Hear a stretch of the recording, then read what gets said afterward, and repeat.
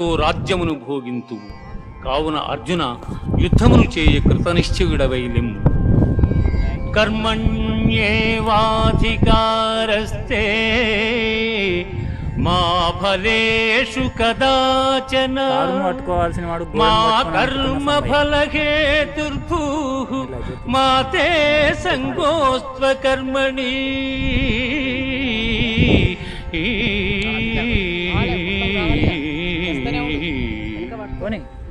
కర్మలను ఆచరించుటేందే నీకు అధికారము కలదు కాని వాని ఫలితము పైన లేదు.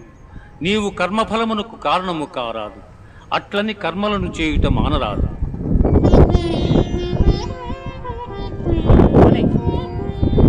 దుఃఖేష్వనుద్విగ్నమనా